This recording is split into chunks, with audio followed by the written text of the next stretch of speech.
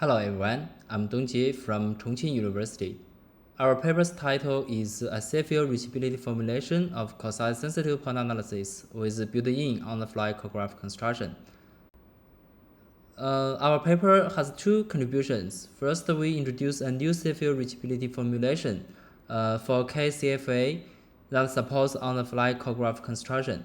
And second, we develop a precision-preserving selective content sensitivity technique to accelerate KCFA. First, let me briefly introduce point analysis. Point analysis answers what memory locations can a pointer point to, and whether two pointers could be aliases. It is the foundation of many static program analysis and has implementations in many popular frameworks. Let me introduce our motivation. We know KCFA has two formulations.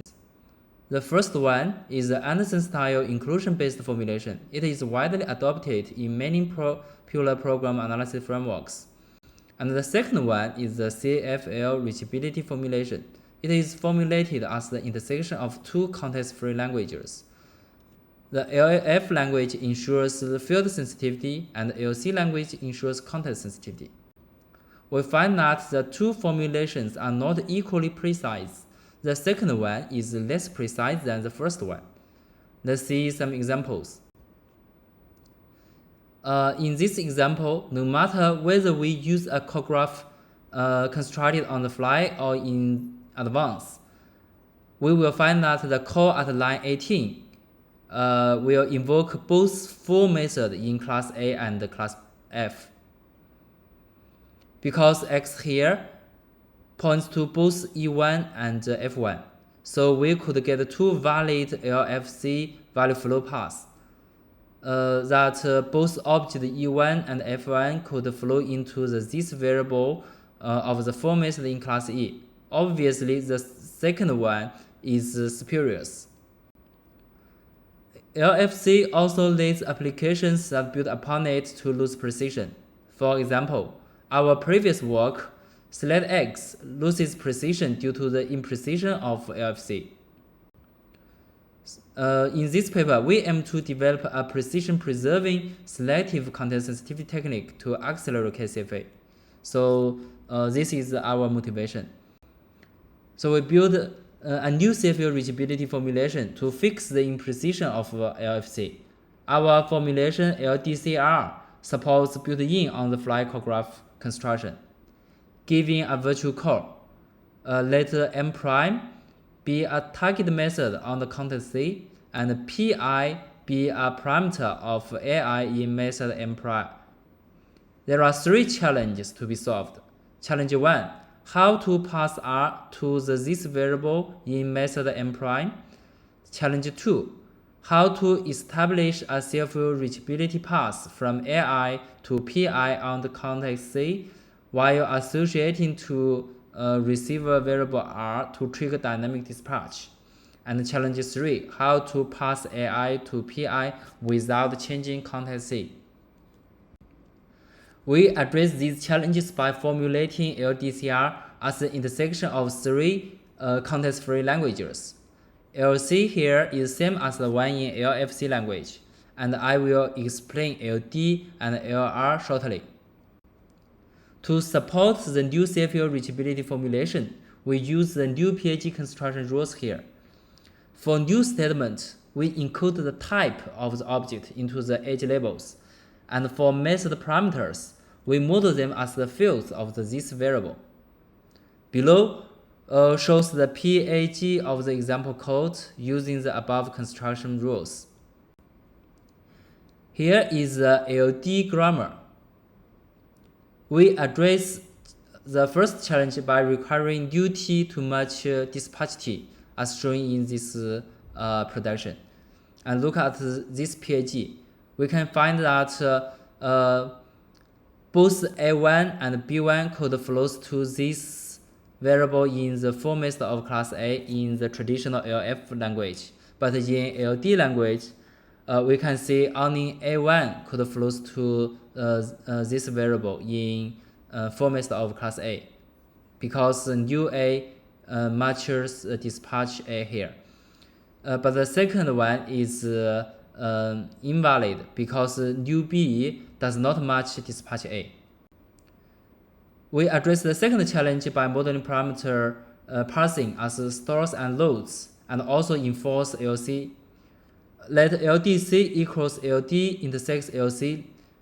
For this PAG, we have object O1 flows to variable V in LDC, but O2 could not flow to variable V as the underlying context is not in LC.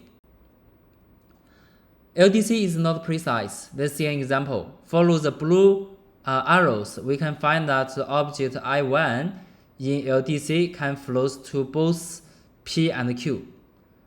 But the second value flow path is superior as I1 cannot flow to the parameter Q here. The imprecision is caused by an incorrect dispatch site at line 6 after finding the receiver object of H here and come back and pass to the Q. This is invalid. Here is another example. Follow the blue arrows. We can find that in LDC, K1 object can flow to both V1 and V2, resulting in the following two flow paths, but the second flow is superior.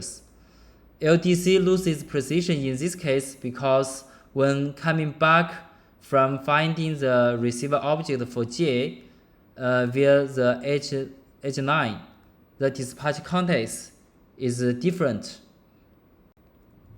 We address the third challenge using LR language. In this grammar, you can see the boxed hat matches the boxed check, and in the non-terminal context recovered, we also require the check here to match the hat context element. We use these productions to ensure that flow path that is triggered to find the receiver object must come back to the same call site under the same context. Now LDCR is precise. For the previous example, we can eliminate this superior value flow as the boxed hat does not match the boxed check here. For the second case, LDCR eliminates this superior value flow as the C6 check does not match C7 hat in LR language. So far, we have introduced our LDCR language.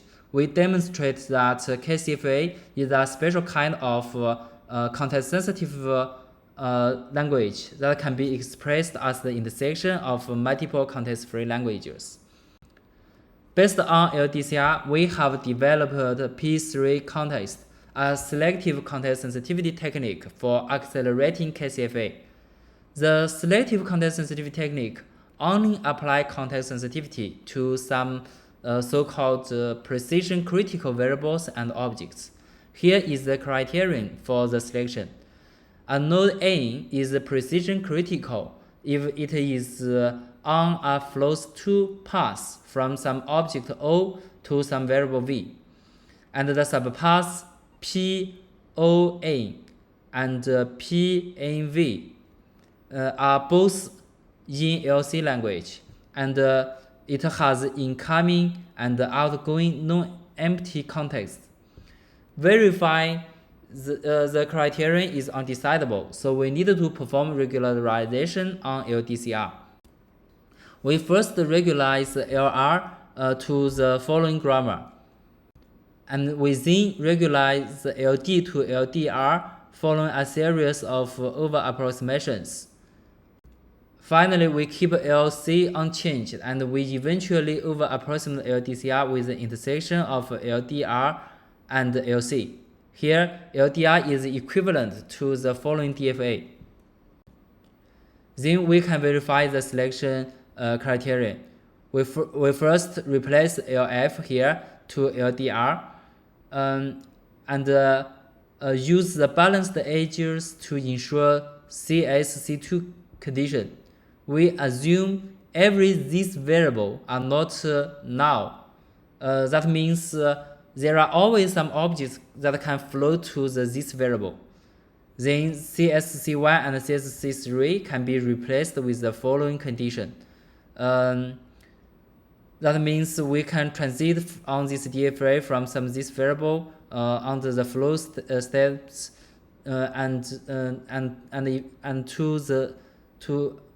and back to this variable on the inverse flow state.